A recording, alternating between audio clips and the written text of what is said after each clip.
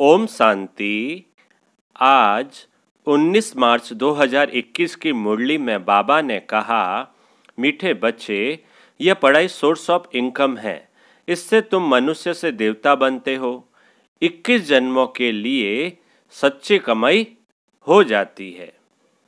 आज की मुरली में बाबा ने प्रश्न पूछा है, बाप जो मीठी मीठी बातें सुनाते हैं वह धारण कब होगी? उत्तर है, जब बुद्धि पर परमत व मनमत का प्रभाव नहीं होगा। जो बच्चे सुनी सुनाई बातों पर चलते हैं उनकी बुद्धि में धारणा हो नहीं सकती। सिवाय ज्ञान के और कुछ भी कोई सुनाता है तो वह जैसे दुश्मन है।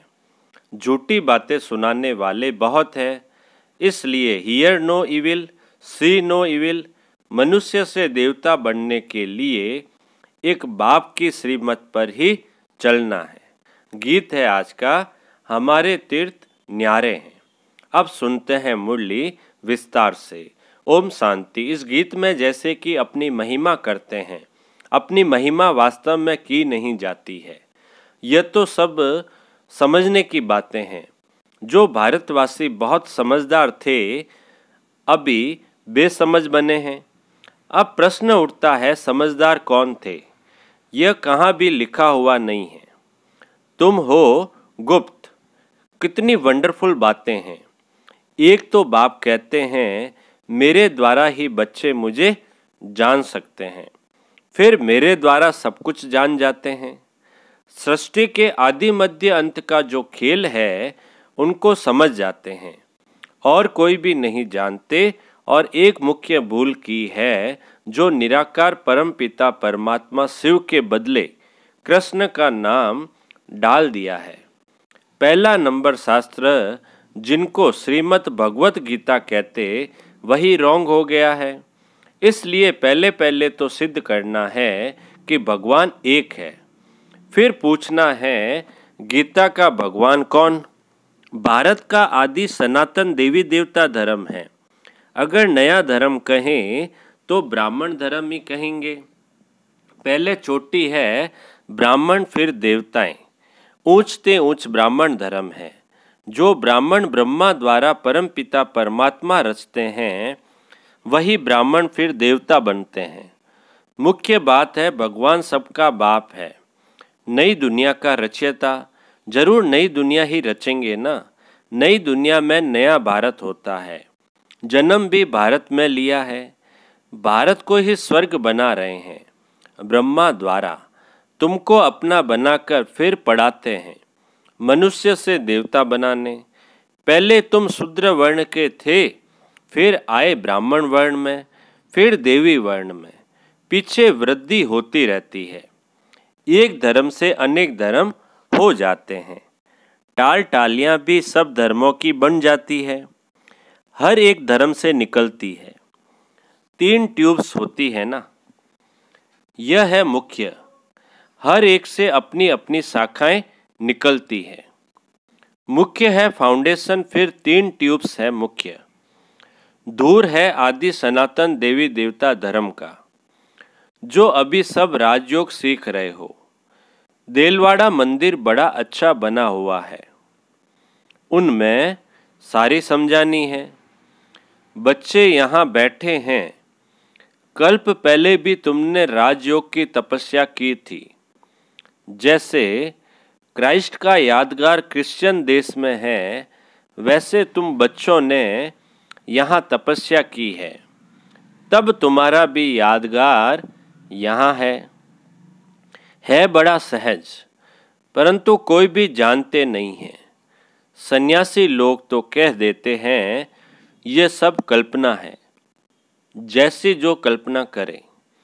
तुम्हारे लिए भी कहते हैं ये चित्र आदि सब कल्पना से बनाए हैं। जब तक बाप को जाने कल्पना ही समझते हैं। नॉलेजफुल तो एक बाप है ना, तो मुख्य है बाप का परिचय देना।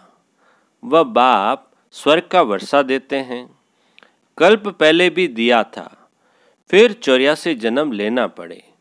भारतवासियों के ही 84 जन्म होते हैं। फिर संगम युग पर बाप आकर राजधानी की स्थापना करते हैं। तुम बच्चों ने बाप द्वारा समझा है। जब अच्छी रीति समझे, बुद्धि में बैठे, तब खुशी भी रहे। यह पढ़ाई बड़ी सोर्स ऑफ इनकम है। पढ़ाई से ही मनुष्य बैरिस्टर आदि बनते हैं, लेकिन यह पढ़ाई मनुष्य से देवता बनने की है। प्राप्ति कितनी भारी है, इन जैसी प्राप्ति कोई को हो न सके। ग्रंथ में गाया हुआ है, मनुष्य से देवता किए करत न लागी वार। परंतु मनुष्यों की बुद्धि चलती नहीं। जरूर वह देवी देवता धर्म प्राय लोप हो गया। तब तो लिखते हैं मनुष्य से देवता बने। देवताएं सतयुग में थे, उन्हों को जरूर भगवान ने संगम पर रचा होगा। कैसे रचा यह नहीं जानते। गुरु नानक ने भी परमात्मा की महिमा गाई है, उन जैसी महिमा कोई में नहीं गाई है। इसलिए ग्रंथ को भारत में पढ़ते हैं। गुरु नानक का कलयुग में अवतार होता है, वह है धर्म स्थापक। राजाई तो पीछे हुई है, बाप ने तो ये देवी देवता धर्म स्थापन किया है। वास्तव में नई दुनिया ब्राह्मणों की ही कहें, चोटी भल ब्राह्मणों की है, परंतु राजधानी देवी देवताओं से शुरू होती है। तुम ब्राह्मण रचे हुए हो, तुम्हारी राजधानी नहीं है, तुम अपने लिए राजधानी स्थापन करते हो। बड़ी वंडरफुल बातें हैं। मनुष्य तो कुछ नहीं जानते हैं। पहले पहले अपने को मालूम हुआ तो अपने द्वारा दूसरों को मालूम होता है। तुम शूद्र से ब्राह्मण बने हो, ब्रह्मा को भी अभी बाप द्वारा मालूम पड़ता है। एक को बताया तो बच्चों को भी बताना होगा।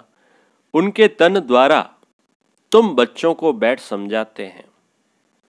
यह है अनुभव की बातें। शास्त्रों से तो कोई कुछ भी समझ न सके। बाप कहते हैं, सारे कल्प में एक ही बार मैं ऐसे ही आकर समझाता हूँ और अनेक धर्मों का विनाश, एक धर्म की स्थापना कराता हूँ। यह 5000 वर्ष का खेल है। तुम बच्चे जानते हो, हमने 84 जन्म लिए हैं। विष्णु की नाभि से ब्रह्मा दिखाते हैं। ब्रह्मा और विष्णु यह किसके बच्चे हैं? दोनों बच्चे ठहरे शिव के। वह है रचयिता, वह रचना। इन बातों को कोई समझ न सके, बिल्कुल नई बात है। बाबा भी कहते हैं ये नई बातें हैं, कोई शास्त्रों में ये बातें हो न सके। ज्ञान का सागर बाप है, वही गीता का भगवान है।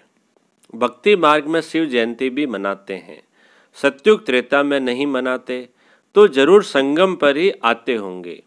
ये बातें तुम समझते जाते हो और समझाते रहते हो।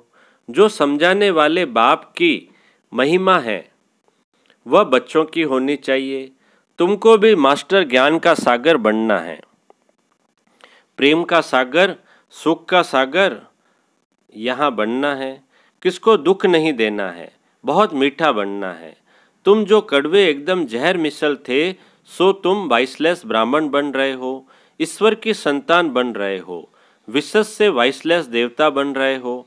आधा कल्प तुम पतित बनते बनते अभी बिल्कुल जड़ जड़ीभूत अवस्था को पाए हुए हो। सड़े हुए कपड़ों को सटका लगाने से फटकर चीर चीर हो जाते हैं। यहाँ भी ज्ञान के सटके लगाओ तो पुर्जा पुर्जा हो जाते हैं। कोई कपड़ा ऐसा मैला है जो साफ करने में बहुत टाइम लगता है, फिर वहाँ भी हल्का पद मिल जाता है। बाबा धोबी है, तुम भी साथ में मददगार हो। धोबी भी नंबरवार होते हैं, यहाँ भी नंबरवार है। धोबी अच्छे कपड़े साफ न करे तो कहेंगे ना कि यह तो जैसे हजाम है। आजकल कपड़े साफ धुलाने सीखे हैं, आगे गावड़ों में तो बहुत मैले कपड़े धुलाई होते थे। यह हुनर भी बाहर वालों से आया है। बाहर वाले कुछ इज्जत देते हैं, पैसे आदि की मदद करते हैं। जानते हैं यह बहुत बड़ी बिरादरी वाले हैं, अब नीचे गिरे हैं। गिरने वालों पर तरस पड़ता है ना। बाप कहते हैं, तुमको कितना धनवान बनाया था, माया ने क्या हालत कर दी है। तुम अभी समझते हो हम विजय माला के थे, फिर 84 जन्म ले क्या जाकर बने हैं। वंडर है ना। तुम समझा सकते हो, तुम भारतवासी तो स्वर्गवासी थे। भारत ही स्वर्ग था, फिर नीचे गिरते गिरते नर्कवासी भी बनना पड़े। अब बाप कहते हैं पवित्र बन स्वर्गवासी बनो। मन मना भाव शिव भगवानु वाच मामेकम याद करो। याद की यात्रा से तुम्हारे सब पाप नष्ट हो जाएंगे। शास्त्रों में लिखा है कृष्ण ने भगाया पटरानी बनाने। तुम सब पढ़ रहे हो, पटरानी बन रहे हो, परंतु इन बातों को कोई समझ नहीं सकते हैं। अब बाप ने आकर बच्चों को समझाया है। बाप कहते हैं मैं कल्प कल्प तुमको समझाने आता हूँ। तो पहले भगवान एक है यह सिद्ध कर फिर बताओ गीता का भगवान कौन है, राजयोग किसने सिखाया है। भगवान ही ब्रह्मा द्वारा स्थापना कराते हैं और विनाश फिर पालना कराते हैं।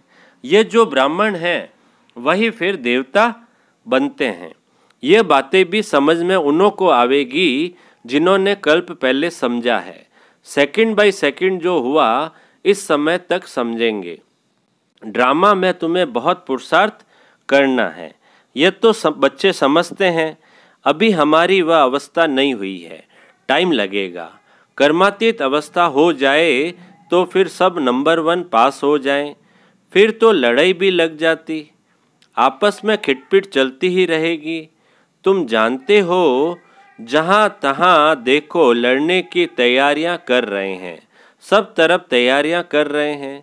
तुमने जो कुछ दिव्य दृष्टि से देखा है वह फिर इन आँखों से देखना है।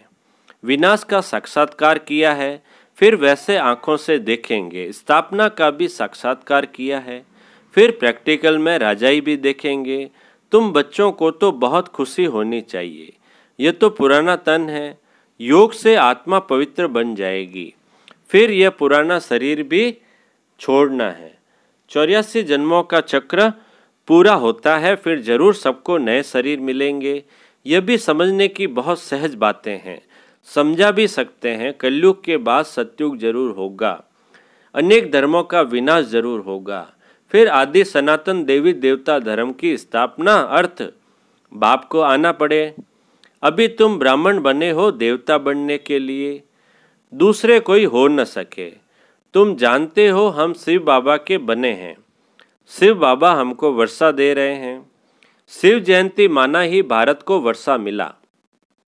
शिव बाबा आया क्या आकर किया, इस्लामी बौद्धि आदि ने तो आकर अपना धर्म स्थापन किया। बाप ने आकर क्या किया, जरूर स्वर्ग की स्थापना की। कैसे स्थापना की, कैसे स्थापना होती है सो तुम अभी जानते हो, फिर सतयुग में ये सब भूल जाएंगे। यह भी समझते हो 21 जन्मों का वर्षा अभी हम ले लेते हैं। यह ड्रामा में नूंद है, भल वहाँ समझेंगे यह बाप है, यह बच्चा है, बच्चे को वर्षा मिलता है, परंतु यह प्रारब्ध है अभी की। सच्ची कमाई कर 21 जन्मों के लिए तुम वर्षा अभी पा रहे हो। 84 जन्म तो लेने ही हैं। सतो प्रदान से फिर सतो रजो तमो में आएंगे। यह अच्छी रीति याद करने से फिर खुशी में भी रहेंगे। समझाने में बड़ी मेहनत लगती है, जब समझ जाते हैं तो उनको बड़ी खुशी होती है। जो बच्चे अच्छी रीति समझते हैं वह फिर बहुतों को समझाते रहते हैं, कांटों को फूल बनाते रहते हैं। यह है बेहद की पढ़ाई। वर्षा भी बेहद का मिलता है, फिर इसमें त्याग भी बेहद का है।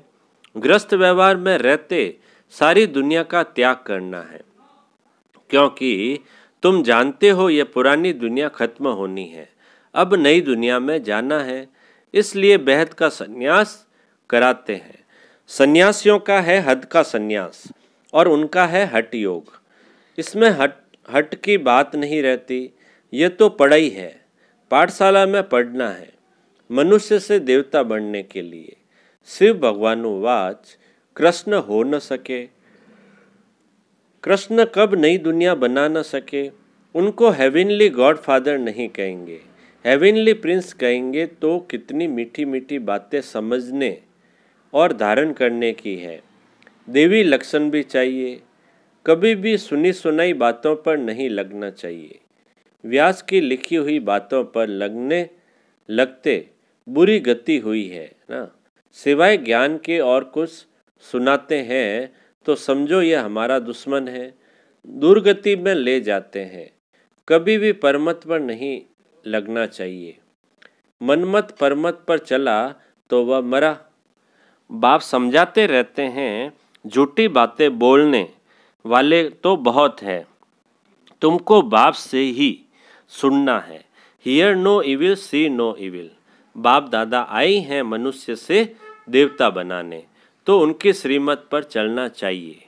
अच्छा अच्छा बाप दादा बोले, मीठे मीठे सिकिलदे बच्चों प्रति माता पिता बाप दादा का याद प्यार और गुड मॉर्निंग।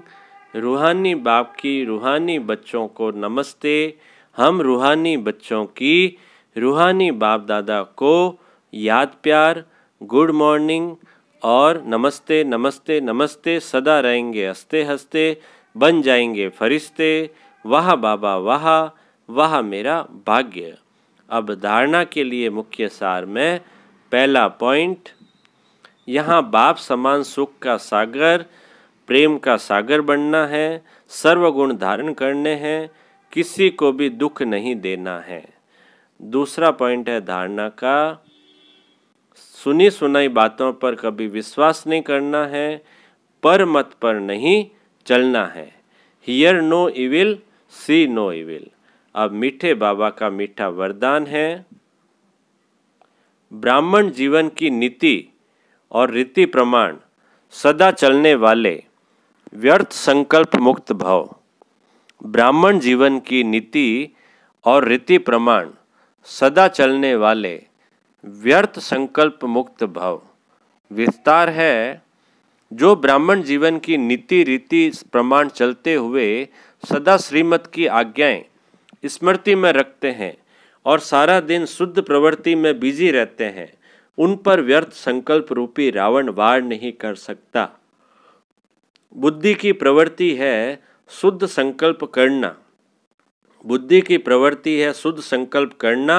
वाणी की प्रवृत्ति है बाप द्वारा जो सुना वह सुनाना। कर्म की प्रवृत्ति है कर्म योगी बन हर कर्म करना।